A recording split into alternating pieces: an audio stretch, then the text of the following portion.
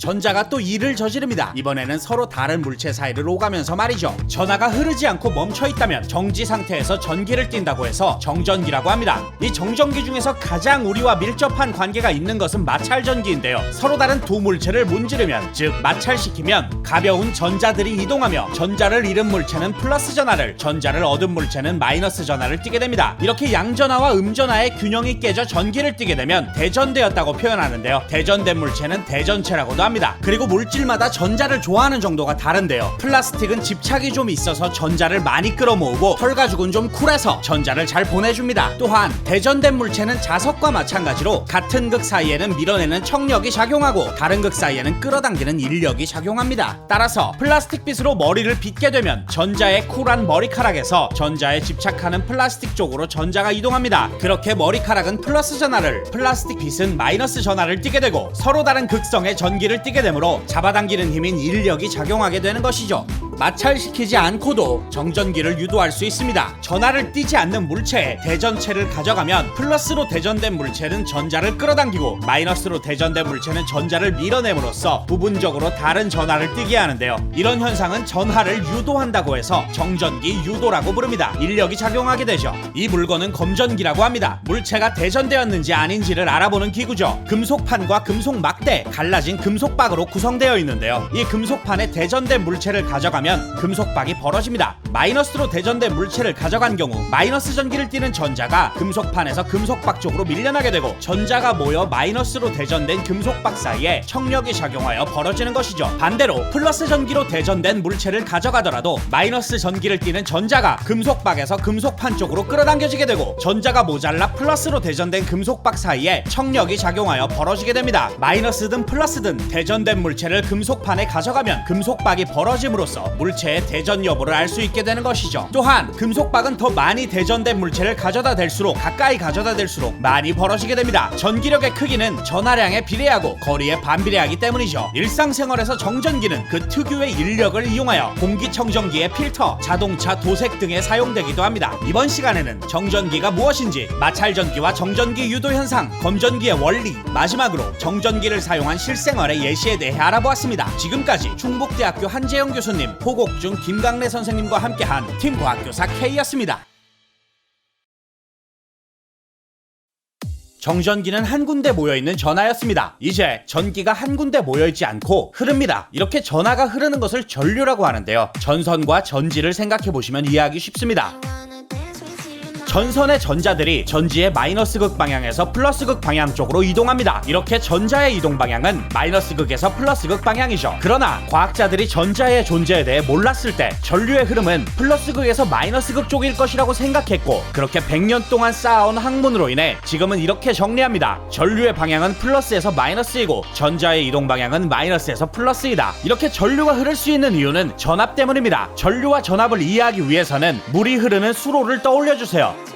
수로에 있는 물이 전기입니다. 이 물을 흐르게 하기 위해서는 수로의 높이 차를 만들어줘야 하죠. 그리고 물을 높게 올려주는 펌프를 설치해야 합니다. 이 펌프가 전지고 이 높이 차이가 전압인 것입니다. 그리고 물의 흐름이 전류인 것이죠. 그렇기 때문에 수로의 높이 차가 커지면 물의 흐름이 강해지는 것처럼 전압이 커지면 전류가 강해집니다. 전류는 전압에 비례한다는 것이죠. 이제 전류와 전압을 측정하는 방법에 대해 알아보겠습니다. 여전히 수로를 사용해 설명할 수 있는데요. 전류의 크기, 즉 물살의 세기는 수로의 한 군데를 정해서 일정한 시간 동안 이곳을 통과하는 물 입자의 개수를 세면 정확히 측정할 수 있습니다. 즉 전류의 크기는 일정한 시간 동안 전선의 단면을 통과하는 전자의 개수인 것이죠. 그렇기 때문에 전류는 전자가 흐르는 세기인 Intensity of Electron Flow 에서 알파벳 I를 따와 기호로 대문자 I를 사용합니다. 전류계는 전류의 세기를 측정하는 도구입니다. 전기를 흐르게 하고 전류를 측정하고 싶은 지점에 전류계를 연결하고 전기를 흘려보내면 이 전류계를 통과하는 전자의 개수를 세주죠. 단위는 프랑스의 과학자 앙페르의 이름을 따와 암페어를 사용하고 기호는 대문자 A로 씁니다. 한편 전압은 수로의 높이 차이를 측정해야 합니다. 즉 수로의 높은 곳과 낮은 곳 두 군데를 측정해야 한다는 것이죠. 전압계는 전압을 측정하는 도구입니다. 두 군데를 측정해야 하므로 회로에 이런 식으로 연결해 주어야 합니다. 이렇게 연결하는 방식을 전구와 나란히 연결한다고 해서 병렬 연결이라고 합니다. 전류계의 연결 방법은 직접 연결하는 직렬 연결 방식이었죠. 전압의 단위는 볼트를 사용 사용하는데요. 이번에는 이탈리아의 물리학자 볼타의 이름을 따온 것입니다. 단위는 대문자 V를 사용합니다. 기호 또한 대문자 V를 사용하죠. 1.5V 건전지는 회로의 양옆으로 1.5V 차이만큼의 전압을 만들어주는 원리인 것입니다. 그리고 전압계는 두 지점 사이에서 1.5V만큼의 차이를 측정하는 도구인 것이죠. 또한 암페어와 볼트는 1000분의 1m를 1mm라고 표현하는 것처럼 단위 앞에 밀리를 붙이는 방식을 사용하여 밀리암페어와 밀리볼트 단위를 사용할 수 있습니다. 이번 시간에는 전류와 전압이 무엇인지, 그 기호는 어떻게 되는지, 어디에 비유할 수 있는지, 전류의 방향과 전자의 이동 방향은 어떻게 다른지, 전압의 세기와 전류의 세기는 어떠한 관계가 있는지, 마지막으로 전류와 전압을 측정하는 방법과 단위에 대해 알아보았습니다. 지금까지 과학교사 K였습니다.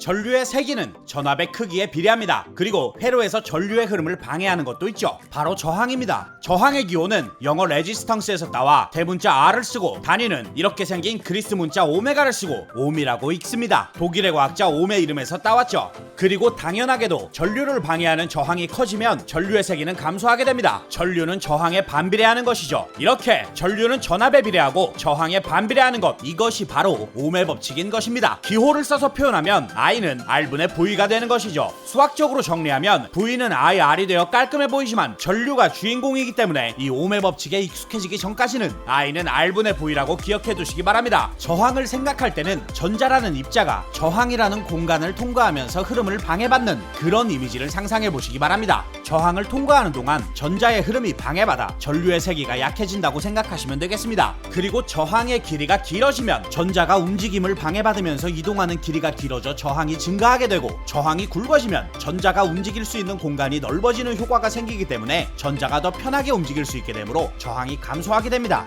이렇게 동일한 크기의 두 저항이 있습니다. 이 저항을 연결할 건데요. 길게 직선으로 연결하는 방법과 두껍게 나란히 연결하는 방법이 있죠. 길게 직선으로 연결하는 방식이 직렬 연결 방식이고, 두껍게 나란히 연결하는 방식이 병렬 연결 방식입니다. 저항을 직렬로 길게 연결하면 저항이 길어진 효과가 나타납니다. 전자가 방해받으면서 움직이는 길이가 길어지기 때문에 전체적으로 저항이 증가한 것이 되는 것이죠. 저항을 병렬로 연결하면 저항이 굵어지는 효과가 나타납니다. 전자가 이동할 수 있는 통로가 넓어지므로 전자가 더 편하게 움직일 수 있게 되는 것이죠. 전체적으로 저항이 감소하겠네요. 저항이 많아진다고 해서 무조건 저항이 커지는 것이 아니라는 사실 알 수 있겠죠. 이제 회로를 그리는 방법에 대해 알아보겠습니다. 회로는 기호를 사용해 그리는데요. 전선은 직선으로 그려주고 전지는 짧은 막대와 긴 막대를 그려 플러스 극과 마이너스 극을 표시합니다. 긴 쪽이 플러스 극이죠. 또 전구는 이렇게, 저항은 이렇게, 전류계와 전압계는 각각의 단위를 사용하여 이런 기호를 사용하죠. 또 스위치는 이렇게 표시하는데요. 열려 있으면 전기가 통하지 않고 닫아 놓아야 전기가 통하는 것입니다. 이제 회로를 그려보면 전지 하나에 전구 하나가 연결되는 회로를 이렇게 그릴 수 있습니다. 저항이 연결되었다면 이렇게 표현할 수 있죠. 저항을 직렬로 늘리는 경우 이렇게 같은 전선 위에 직선으로 있도록 연결해 주시면 되고요. 병렬로 연결하는 경우 중간에 전선이 갈라져 두 저항을 각각 지나갔다가 다시 만날 수 있도록 이렇게 연결해 주시면 되겠습니다. 따라서 전구를 연결한 회로에서 전류를 측정하기 위해서는 이렇게 전류계를 직렬로 연결해 주시면 되고요. 전압을 측정하기 위해서는 두 군데를 측정할 수 있도록 이렇게 전구와 나란하게 전압계를 병렬로 연결해 주시면 되겠습니다. 그리고 회로는 항상 흐름이 끊기면 안 된다는 사실 기억해 두시기 바랍니다. 이번 시간에는 저항이 무엇인지, 저항의 기호와 단위, 저항을 연결하는 두 가지 방법, 전류와 전압과 저항의 관계를 설명하는 옴의 법칙, 마지막으로 기호를 사용하여 회로를 그리는 방법에 대해 알아보았습니다. 지금까지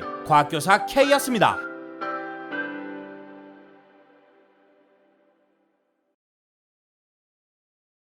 자석은 같은 극끼리 밀어내고 다른 극끼리 끌어당깁니다. 자석의 성질, 즉 자성이죠. 이렇게 자성을 띠는 물체 사이에 작용하는 당기고 미는 힘을 자기력이라고 합니다. 자석 주위에 철가루를 뿌리면 철가루 모양을 통해 자기력이 작용하는 공간, 즉 자기장의 모양을 알 수 있습니다. 자기장을 선으로 그리면 이런 모양으로 그려지는 것이죠. 이 선의 이름은 자기력선입니다. 자석에서 N극과 S극에 가까울수록 이 자기력선이 촘촘하게 그려지는데요. 자기장의 세기가 강해진다는 의미입니다. 또한 자기장의 방향은 나침반의 N극이 가리키는 가리키는 방향입니다. 자석 주위에 나침반을 놓아보면 이렇게 나침반의 N극과 S극이 자석의 S극과 N극을 향하는 것을 알 수 있는데요. 그렇기 때문에 자석에서는 N극에서 S극을 향하는 것이 자기장의 방향인 것이죠. 어느 날 덴마크의 과학자 웨르스테드는 나침반을 전선 옆에 놓으면 전류가 흐를 때 나침반의 바늘이 움직인다는 사실을 발견했습니다. 전류가 흐를 때 자기장이 만들어진다는 사실이었죠. 그리고 그 안에는 규칙성이 존재했습니다. 이제 전선은 도선이라고 표현하겠습니다. 먼저 가장 쉽게 이해할 수 있는 직선 도선에서의 자기장입니다. 오른손을 사용하면 쉽게 알 수 있는데요. 이제부터 여러분의 오른손 엄지는 전류의 방향이고 나머지 네 손가락은 자기장의 방향입니다. 전류의 방향으로 엄지를 향하도록 하고 나머지 네 손가락을 말아주면 네 손가락이 향하는 방향으로 동심원 모양의 자기장이 생기는 것입니다. 전선 주위에 자기력선을 그리면 이런 모양이고 방향은 이렇게 네 손가락이 향하는 방향이 되기 때문에 나침반을 놓아보면 N극이 이 방향을 향하게 됩니다. 다음으로 원형도선입니다. 원형도선에서도 직선도선과 마찬가지로 전류의 방향으로 오른손 엄지손가락이 향하도록 하고 나머지 네 손가락으로 도선을 감싸줍니다. 이 방향이 자기장의 방향이죠. 원형도선의 양 끝에서는 직선도선과 같은 원리로 이런 자기장이 만들어집니다. 따라서 자기력선은 이렇게 그릴 수 있고 나침반을 놓으면 N극이 이렇게 자기력선이 향하는 방향을 가리키게 되죠. 마지막으로 코일입니다. 코일은 도선을 감아 놓은 것인데요. 어려워할 것 없이 코일의 한 가닥만 떼서 놓고 보면 원형도선입니다. 한 가닥에서 자기장의 방향을 알아내시고 쭉 연장하시면 되겠습니다. 한 가닥은 원형도선과 동일했는데요. 전부 모여진 전체적인 그림은 마치 막대자석과 비슷한 자기장을 만들어내는 것 확인할 수 있죠. 전류가 반대로 흐르거나 코일이 반대로 감겨 있다면 역시 한 가닥의 자기장 방향을 알아내시고 연장하고 막대자석처럼 그려주시면 되겠습니다. 전류가 흐를 때는 자기장이 만들어집니다. 그렇다면 기존의 자기장이 존재할 때 전류가 흐르면 어떻게 될까요? 물체를 움직이는 힘이 발생하게 됩니다. 자석의 N극과 S극 사이에 도선을 놓고 전류를 흘려주면 도선이 이렇게 움직입니다. 이 힘의 방향을 알아내기 위해서는 여태까지 말아주었던 오른손을 펴주시기만 하면 됩니다. 역시나 엄지는 전류, 나머지 네 손가락은 자기장이고요. 힘의 방향은 손바닥의 방향입니다. 전류와 자기장의 방향에 엄지와 나머지 네 손가락을 맞춰주시면 힘이 이렇게, 전류의 방향이 반대라면 힘이 이렇게, 자기장의 방향이 바뀐다면 힘이 이렇게 작용하는 것이죠. 모터라고 하는 전동기의 원리도 바로 이 자기장 안에서 전류가 흐르는 도선에 작용하는 힘입니다. 자석 사이에 이렇게 생긴 도선을 놓고 전류를 흘려줍니다. 이쪽 부분에서는 힘이 이렇게, 이쪽 부분에서는 힘이 이렇게 작용하여 반바퀴를 돌게 되죠. 전류의 방향은 도선의 회전을 따라서 바뀌지 않습니다. 이 정류자라는 부품 덕분인데요. 도선이 회전하더라도 전류의 방향은 유지시켜줌으로써 도선이 한 방향으로 계속 돌아갈 수 있도록 해주는 원리입니다. 이번 시간에는 자기장이 무엇인지, 자기장의 방향과 색이, 자기장을 그리는 방법, 또 전류가 흐르는 도선 주위에 생기는 자기장의 방향을 직선도선, 원형도선, 코일로 나누어 알아봤고요. 마지막으로 전류가 흐르는 자기장 주위에 발생하는 힘과 전동기의 원리에 대해 알아보았습니다. 지금까지 킹냥이 작업실과 함께한 팀 과학교사 K였습니다. 언제까지 해야 돼요? 하나, 둘, 셋.